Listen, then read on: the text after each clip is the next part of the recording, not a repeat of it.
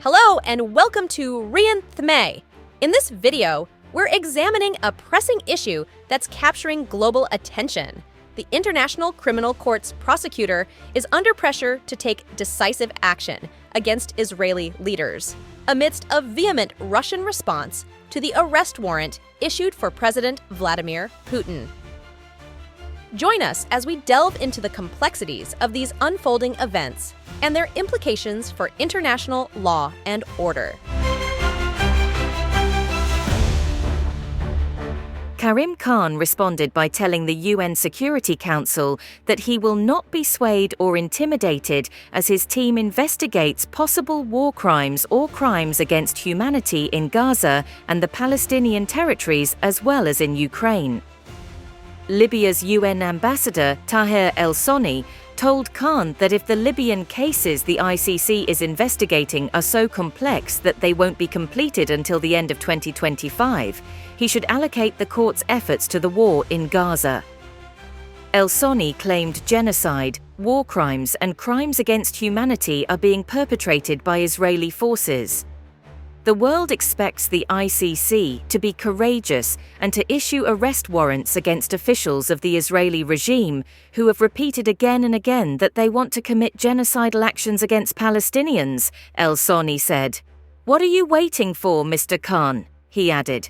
"Don't you see the threats against civilians, the potential threats against civilians in Rafah and the massacre that would happen at any time?" El-Soni was referring to the latest Israeli offensive in Gaza's southern city of Rafah, where 1.2 million Palestinians had fled seeking safety. The UN agency helping Palestinian refugees said Tuesday that nearly 450,000 have fled Rafah in the past week, and UN Secretary-General Antonio Guterres reiterated that there is no safe place anywhere in Gaza.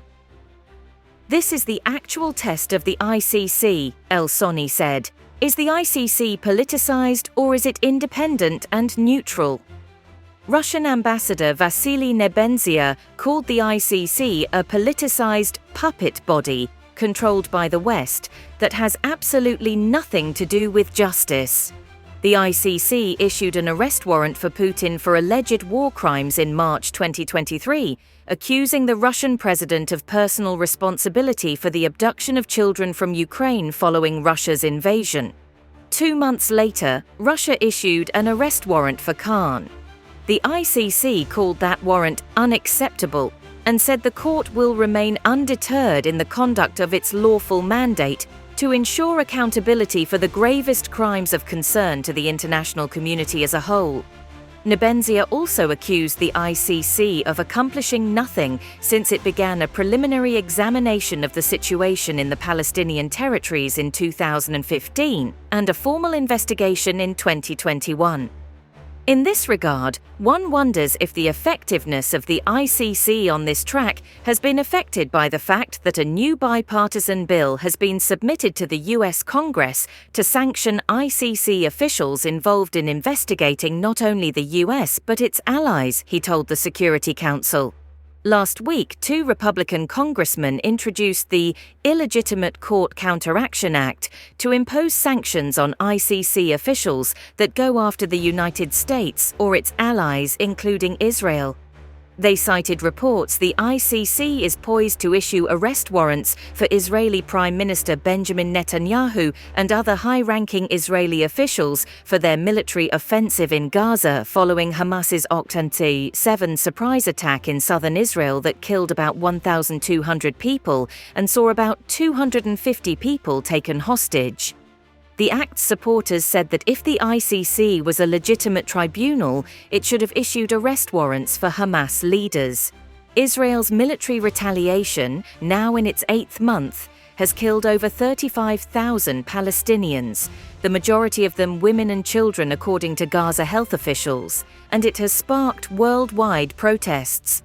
Algeria's deputy UN ambassador, Nachim Gawawi, expressed hope the ICC will take a serious approach to its Palestinian investigations and demonstrate that it is not a tool used by some members of the international community to threaten whoever they want, whenever they want.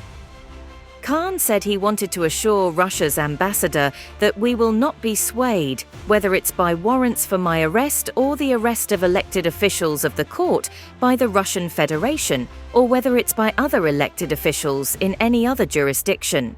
Khan said the ICC endeavours to be deaf to the noise, and this should be a time for the law to be allowed to breathe, whether dealing with world crises like Ukraine, Gaza and the Palestinians, Libya, or the Rohingya Muslim minority in Myanmar. We have a duty to stand up for justice, to stand up for victims, Khan said. We will stand up and apply the law with integrity, with independence.